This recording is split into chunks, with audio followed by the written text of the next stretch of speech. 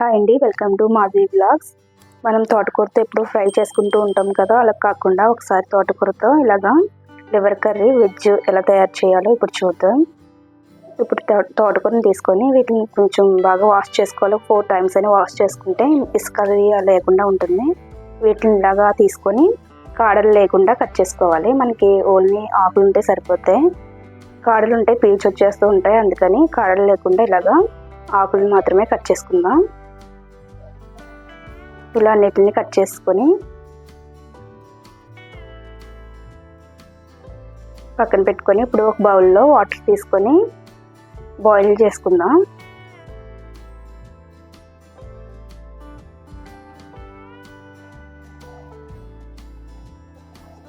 Water బాగా boil అయిన తర్వాత ఈ ఆకులను దీంట్లో వేసుకొని ఒక 5 minutes బాయిల్ చేసుకుందాం ఆకుల్ని.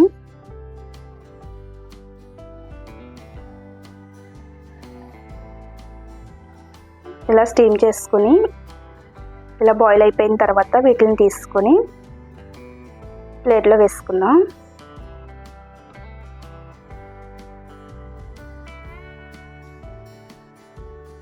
ఇవి చల్లారిన తర్వాత ఇలాగా పిండేసుకుంటే వాటర్ అది పోతుంది. ఇలా పిండుకొని ఆకుని ఇప్పుడు మిక్సీ జార్లో వేసుకుంటున్నాను.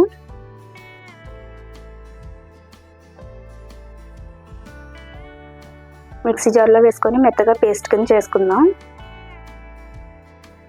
ఇలా పేస్ట్ కింద చేసుకున్నాం కదా, ఇప్పుడు దీనిలో 2 tablespoons శనగపిండి వేసుకుంటున్నాను.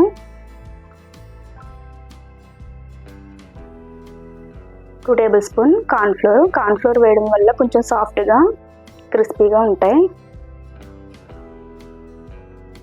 అలాగే 1/2 tablespoon పసుపు, 1 tablespoon garam masala, 1/2 tablespoon salt వేసుకొని ఒకసారి బాగా మిక్స్ చేసుకుందాం. ఇంకా కొంచెం మీకు పలుచగా అనిపిస్తే కొంచెం శనగపిండి కానీ కార్న్ఫ్లోర్ కానీ వేసుకోండి. ఇప్పుడు మీకు కుక్కర్ తీసుకొని దీనిలో వాటర్ వేసుకోవాలి. ఇది ఇలాంటి స్టాండ్ పెట్టుకొని స్టీమ్ చేసుకోవడానికి ఇలాగా ఒక ప్లేట్లో ఇలా తీసుకొని పేపర్ వేసుకుంటే కొంచెం ఈజీగా వచ్చేస్తుంది. ఇలాంటి కవర్ వేసుకొని మనం తయారు చేసి పెట్టుకున్న తోటకూరది ఉంది కదా, ఇది వేసుకొని మొత్తం అంతా స్ప్రెడ్ చేసుకోవాలి ఈవెన్గా. 1 inch దలసరిగా ఉండేలాగా స్ప్రెడ్ చేసుకోండి. ఇప్పుడు ఒక 10 minutes బాయిల్ అయితే సరిపోతుంది. 10 minutes తర్వాత తీసి చూద్దాం.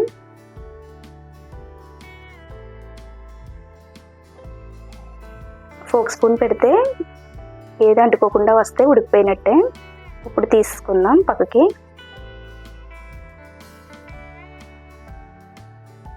ఇలాగ పక్కకు తీసుకుంటే ఈజీగా వచ్చేస్తుంది కవర్లో వేసుకోవడం వల్ల. ఇప్పుడు చిన్న చిన్న ముక్కల కింద కట్ చేసుకుందాం.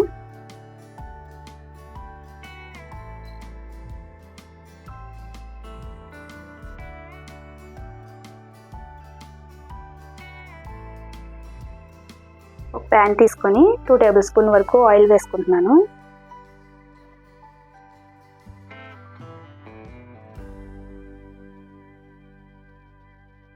ఇప్పుడు దీనిలో మనం కట్ చేసుకుని పెట్టుకున్న వీటిని వేసుకొని ఫ్రై చేసుకుందాం.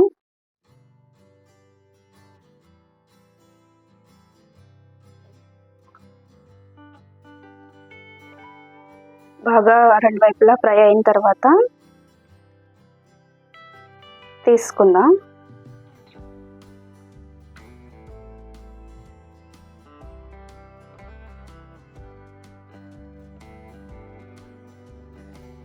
ఇప్పుడు ఇదే ఆయిల్లో ఆనియన్స్ వేసుకొని ఫ్రై చేసుకుందాం. దీనిలో 1/2 tablespoon సాల్ట్ వేసుకొని అలాగే 1 tablespoon అల్లం వెల్లుల్లి పేస్ట్ వేసుకొని ఒకసారి ఫ్రై చేసుకుందాం. అల్లం వెల్లుల్లి పేస్ట్ పచ్చివాసన పోయేంత వరకు కొంచెం ఫ్రై చేసుకోవాలి. ఇప్పుడు దీనిలో 1/2 tablespoon పసుపు, 1 teaspoon కారం వేసుకొని కొంచెం బాగా ఫ్రై అవ్వాలి.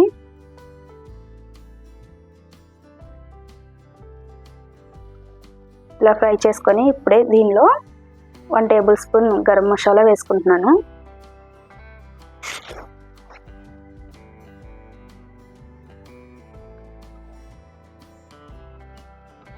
ఇప్పుడు 2 టమాటాలని మిక్సీ జార్లో వేసుకొని ప్యూరీ చేసుకోవాలి.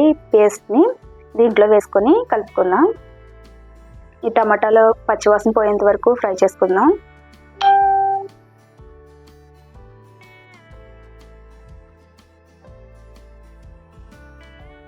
ఇది టమాటా కొంచెం మగ్గేంత వరకు 2 మినిట్స్ మూత పెట్టుకొని మగ్గనిద్దాం.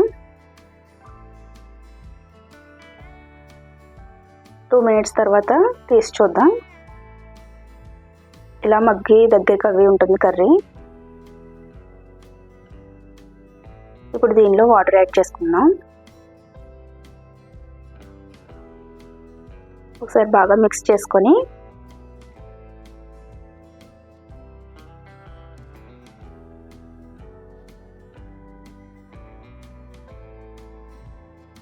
ఇందాక మనం ఫ్రై చేసి పెట్టుకున్న తోటకూర ఉన్నాయి కదా, ఇవి వేసుకోవాలి.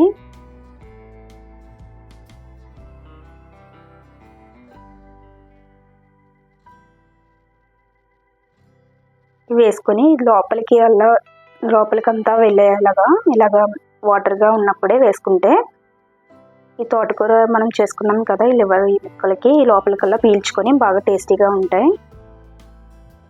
ఇది ఒక 5 మినిట్స్ మగ్గనిద్దాం. ఇప్పుడు దీనిలో కొంచెం కొత్తిమీర వేసుకొని బాగా బాయిల్ చేసుకుందాం.